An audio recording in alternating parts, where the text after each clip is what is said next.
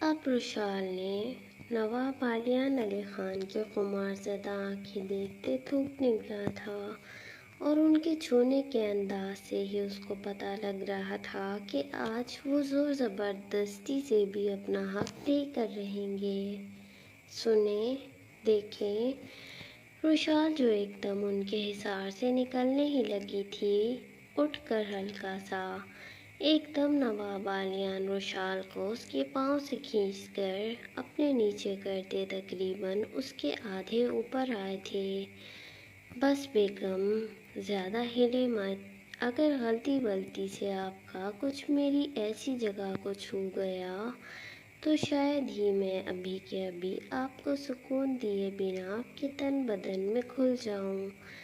پھر باقی سے بولتے نواب بالیان اس کے لہنگا چولی کے بھاری کامدار دوپٹے کو پن سے آزاد کرتے، دوپٹے کو دور پھینکتے، اس کے بالوں میں اپنا چہرہ چھپاتے، ایک ہاتھ بے باکی سے حساس حصے کو چھوتے اس کی گردن پر اپنے آگ جیسے لب رکھے تھے۔ نواب ابھی وہ بولتی ہی رشال بولتی ہی کہ نواب بالیان اپنے لبوں کا گیلا لمس اوپر سے نیچے دیتے ہوئے اس کے پاؤں کے پاس آئے تھے۔ پیاری بیگم، ہیل اتار کے کچھ دیر آرام کر لیتی، آپ کا ہی فنکشن تھا، کوئی آپ مہمان تھوڑی ہیں یہاں پر، آپ تو اس حویلی کی اکلوتی بیگم ہیں۔ یہ بولتے نواب بالیان اس کے دودھیا سفید پیروں پر زیادہ دیر ہیل پہننے کی وجہ سے اس کے پاؤں پر موجود سرخ نشان دیکھتے فکر مندی سے بولے تھے، آپ میرے پاؤں تو چھوڑے نواب صاحب۔ رشال کا دل اندر ہی اندر شدت سے ٹکڑے ہوا تھا۔ نواب بالیان کے نرم گرم لب اپنے پاؤں پر محسوس کرتے۔ چھوڑیں نواب صاحب، جائیں، نیچے جائیں، بہت سی نئی پھلجھڑیاں آئی ہیں آپ کے لیے اس حویلی میں، پھر میں اکلوتی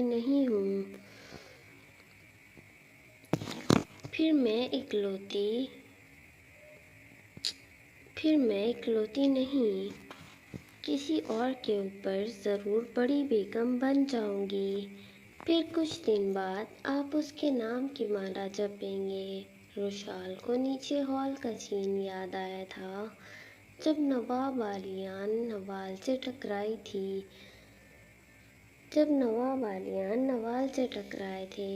نواب بالیان جو رشال کے پاؤں میں گم تھے، اس کے لہجے میں عجیب سی جلن اور جیلسی محسوس کرتے گہرا مسکرائے تھے۔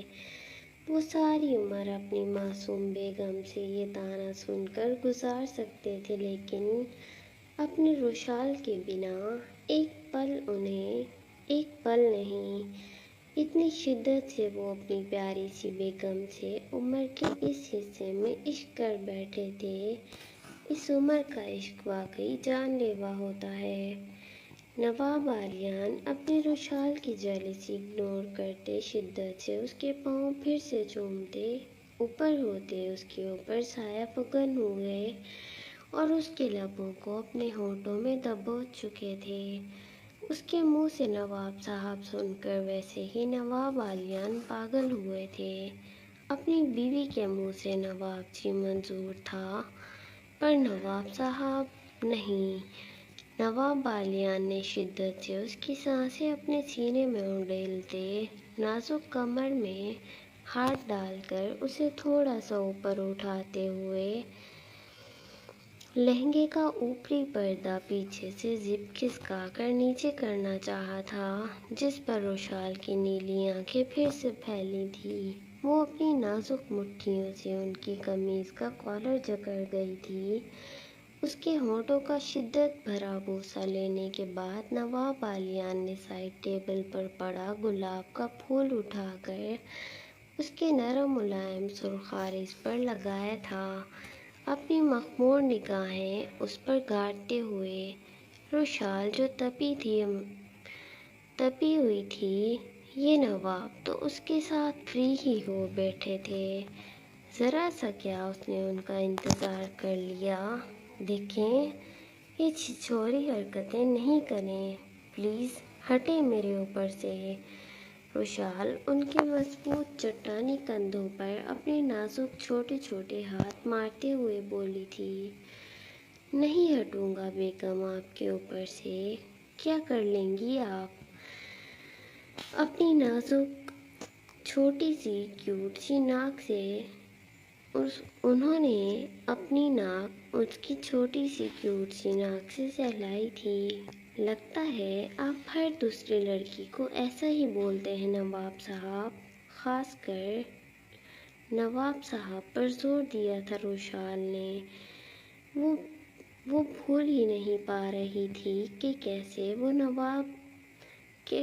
وہ نوال اس کے نواب جی کو چھو بھی گئی۔ غصے اور جیلسی سے لال ہوئی پڑی تھی۔ آہستہ بولے بیگم، ہماری بیٹیاں اٹھ نہ جائیں۔ میں نہیں چاہتا کہ میری بڑی گڑیا کی وجہ سے دو چھوٹی گڑیاں اٹھیں۔ مجھے اپنا کوالٹی ٹائم اپنی پیاری بیگم کے ساتھ سپوائل نہیں کرنا۔ یہ بولتے روشال کی گردن کو گیلا کر گئے تھے۔ روشال نواب بالیان کے اس انداز پر اپنی آنکھیں میچ گئی تھی۔ اور کیا بولا آپ نے؟ ہر دوسری لڑکی سے ایسے گفتگو کرتا ہوں؟ پھر تو آپ اپنے نواب کو صحیح طرح جان ہی نہیں پائیں۔ آپ کا نواب بس حق حلال پر عقیدہ رکھتا ہے، اور آپ کے میری زندگی میں آنے کے بعد یہ نواب مزید اس قابل نہیں رہا کہ وہ کسی اور کو اپنی زندگی میں شامل کرنے کا گناہ کر سکے۔ آپ نے مجھے اور میرے وجود کو اس قابل ہی نہیں چھوڑا۔ آپ کو دیکھتے ہی میرے جذبات پوری شدت و مد سے اٹھ جاتے ہیں بیگم۔ یہ بولتے نواب بالیان اس کے بیچ کی گہرائی کی لائن پر اپنے سلگتے لب رکھ گئے تھے۔ روشال اچانک سسکی تھی۔ جھوٹ، سب جھوٹ۔ کل ہی آپ کو کوئی نہیں مل جائے اپنے وارث کے لیے تو آپ اس کے بھی ہو جائیں گے۔ میں ابھی بس آپ کی زندگی میں آپ کی پہلی کے جانے کے بعد ریپلیسمنٹ کا ہی تو رول کر رہی ہوں۔ یہ بولتے روشال ان کے بھاری وجود کے نیچے دبتے اپنے چہرے کا رخ موڑ گئی تھی۔ دوسری طرف شدید غصے میں نمی آنکھوں میں لیے نواب بالیان کچھ پل اس کو دیکھتے رہے، آخر مسکرا کر ضبط کی انتہا پر بولے، آپ کوئی ریپلیسمنٹ نہیں ہے میری زندگی میں روشال۔ آپ کا اپنا ایک وجود ہے، ایک الگ مقام ہے۔ یہ بولتے روشال کا روٹھا ہوا چہرہ شدت سے اپنے ہاتھوں کے گوشوں میں بھرا تھا، بڑے پیار اور عقیدت سے۔ روشال جس کی بھیگی آنکھیں نواب بالیان کے سرخ، نم اور مخمور آنکھوں میں گڑی تھیں۔ معافی کا طلبگار ہوں بیگم، آپ سے۔ بہت سہا ہے آپ نے میری وجہ سے، میں نے بہت دکھ دیے ہیں آپ کو۔ میں ایک اچھا شوہر کیا، ایک اچھا نواب بھی نہیں بن پایا۔ میری سرپرستی میں آئی ہوئی عورت اتنا کچھ سہتی رہی، وہ بھی اس عورت کی وجہ سے جس نے میرے نام، میرے مان، میرے خاندان کی عزت کی دھجیاں اڑا کر رکھ دیں۔ وہ اپنے آنسو پیچھے دھکیلتے ہوئے بولے تھے۔ روشال جو اب خاموشی سے ان کے الفاظوں کو سن رہی تھی، جس میں سچائی، تڑپ اور بے بسی صاف صاف دکھ رہی تھی، لیکن فی الحال وہ اس نواب پر بھروسہ نہیں کر سکتی تھی جس نے شاید خود ہی اس کو اس دوراہے پر پہنچا دیا تھا جہاں روشال کو ہر رشتہ مطلبی لگ رہا تھا۔ اس کو ایسا لگ رہا تھا جیسے اب ان کی وہ پیاری بیوی نہیں رہی تو وہ اس کے پاس آ گئے ہیں۔ کل کو اگر ان کی امی نے پھر وارث کے لیے ان کی شادی پر زور دیا تو وہ پھر روشال کو بیچ بازار میں چھوڑ کر چلے جائیں گے۔ بیگم۔ نواب بالیان اب روشال کی بھیگی پلکوں کی نمی اپنے اندر اتارتے ہوئے بولے، بہت چاہتے ہیں ہم آپ کو، آپ کوئی عام نہیں، اس عمر کا عشق ہے، اپنے آلیان کا، کہتے ہیں نا اس عمر کا عشق محبت آپ کو کہیں کا نہیں چھوڑتا۔ میں بھی کہیں کا نہیں رہا بیگم، آپ کا آلیان واقعی آپ کی محبت کو اس پل اپنے گل میں دھتکار کر خدا کے آگے ایک مجرم بن گیا۔ تب بھی رب نے آپ کی محبت نہیں، آپ کا عشق اس سینے میں ڈال دیا۔ اب تو ایسا لگتا ہے کہ اگر آپ بھولے سے بھی مجھ سے الگ ہوئیں تو وہ دن آپ کے نواب کا آخری دن ہوگا۔ بہت محبت کرتا ہوں آپ سے، میری محبت کو قبول کر کے، مجھے میری غلطیوں پر معاف کر کے اپنی آغوش میں لے لیں بیگم۔ روشال جو کچھ پل خاموشی سے ان کو دیکھتی رہی، آخر تلخی سے بولی، آئی ہیٹ یو نواب صاحب، آئی ہیٹ یو۔ یہ روشال آپ کی اب نہیں بنے گی اتنی آسانی سے، اب آپ کی باتوں میں نہیں آئے گی۔ یہ بولتے روشال اپنی چوڑیوں سے سجے ہاتھوں سے نواب بالیان کے سینے پر مارنے لگی تھی۔ پر نواب بالیان ہلکا سا مسکرا کر روشال کی چوڑیوں اور مہندی سے سجے ہاتھوں کو اپنے مضبوط سخت ہاتھوں کی گرفت میں پکڑ گئے تھے۔ چھوڑیں مجھے، زبردستی آپ میرے ساتھ کچھ نہیں کر سکتے، سنا آپ نے؟ روشال جتنا ہو سکا اپنی چھوٹی سی جان کے حساب سے نواب بالیان کے چہرے پر ہی چیخ کر بولی تھی، نہیں چھوڑوں گا، کیا کر لیں گی آپ؟ یہ بولتے نواب بالیان علی خان روشال کے اوپری پردے کو دونوں کندھوں سے تھوڑا سا سرکا کر وہاں اپنی زبان سے چھو گئے تھے۔ روشال جس نے سسکتے تڑپتے اپنی آنکھیں میچ کر دوبارہ کھولی تھیں، چھوڑیں نواب صاحب، آپ ایسا نہیں کر سکتے۔ آخر نواب بالیان بے خود ہوتے روشال کی پنکھڑیوں کو ایک بار پھر اپنے لبوں میں دبا کر خود کو اچھی طرح سیراب کرتے ہوئے بولے، نواب نہیں روشال، آپ بالیان بولے مجھے، آپ کے ان میٹھے ہونٹوں اور زبان سے میں آلیان سننے کا خواہش مند ہوں۔ پھر سے روشال کی پیشانی کو اپنے گیلے لمس کی حدت دے گئے تھے، میں کوئی نہیں بولنے والی، سنا آپ نے؟ وہ گڑبڑا کر بولی تھی، وہ بھول کر بھی اس عشق میں پاگل نواب کو آلیان نام سے نہیں پکار سکتی تھی۔ جانتی تھی کہ جس دن اس نے مقابل کو اس کے نام سے پکارا وہ خود شرم حیا سے سرخ پڑتی زمین کا حصہ بن جائے گی۔ یہ سوچتے بھی روشال کے خوبصورت دودھی عارض سرخنار ہوئے تھے، وہ اپنی شرم نہیں چھپا پا رہی تھی۔ نواب بالیان اب اپنی گھنی بیعرض روشال کی گردن پر رگڑتے بولے، شرما لیں ابھی، پر جلد ہی میں بھی آپ کو اپنا نام بلوا کر رہوں گا۔ روشال کے چاروں طبق نواب بالیان کی نچلی بے باک جسارت سے روشن ہوئے تھے۔ اب نواب بالیان نے روشال کے بھگ شرم سے اڑے چہرے کو دیکھ کر نرمی سے اس کے نچلے ہونٹ کو کاٹتے اس کا رخ موڑا تھا، نواب جی۔ آخر روشال کے منہ سے اس کا میٹھا نواب جی نکل ہی گیا تھا۔ نواب بالیان نے سنتے فوراً سے آنکھیں بند کرتے سکون کا سانس خارج کرتے روشال کی دودھیا سفید کمر دیکھی تھی جو ان کی مخمور آنکھوں کے لیے واضح چمک رہی تھی۔ اب بنا دیر کیے وہ اس کی کمر پر جھکتے اپنی شدتوں کے نشان رقم کرنا شروع ہو چکے تھے۔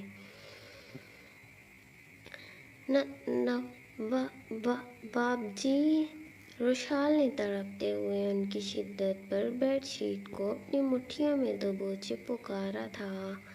روشال جو سسکیاں لیتی کان کی لو تک سرخ پڑی ہوئی تھی، جسم کا سارا خون سمٹ کر چہرے پر آیا تھا۔ آخر روشال سے اب اور نہیں ہو رہا تھا۔ وہ بہت ہمت کرتے اپنا رخ موڑتی، فوراً سے نواب بالیان کے کشادہ سینے میں چھپ گئی تھی، کیونکہ اوپری نازک پردے تقریباً آدھے ادھورے ہی اس کی گہرائیوں پر تھے۔ نواب بالیان جو مسکراتے اور زیادہ اس کو اپنے سینے میں بھرتے، بے باکی سے اپنے ہاتھوں کی گردش دکھانے لگے تھے، روشال کی دھڑکنوں کو اپنے سینے میں بجتے محسوس کر کے نواب بالیان نم آنکھوں سے گہرا مسکرائے تھے، کیونکہ وہ جانتے تھے کہ مرد کی پسندیدہ عورت ناز نخرے اور ناراضگی دکھاتی ہے، کیونکہ وہ جانتی ہے کہ اس کا مرد اس کی نازکی، اس کا ضدی انداز سہتے اس کو اپنے پیار سے ہی نوازے گا۔ نواب بالیان خان نے اسے خود سے تھوڑا پیچھے کرتے روشال کے مخملی کندن سراپے پر اپنی نظریں جمائی تھیں۔ اس کے کندھے سے کھسکتا آدھا ادھورا پردہ اور اس پر تضاد اس کے خوبصورت بھاری نشیب و فراز دیکھتے بالیان خان نے جھکتے ہوئے وہاں اپنے لفظ کی چھاپ چھوڑتے وہاں اپنی جنون خیزیاں بکھیری تھیں، اور پھر اس کی ملائم دودھ جیسی گردن میں اپنا چہرہ گھسایا تھا۔ روشال نے تھوک نگلتے اپنی سیاہ چادر کو گلے سے اپنی مٹھیوں میں دبوچا تھا۔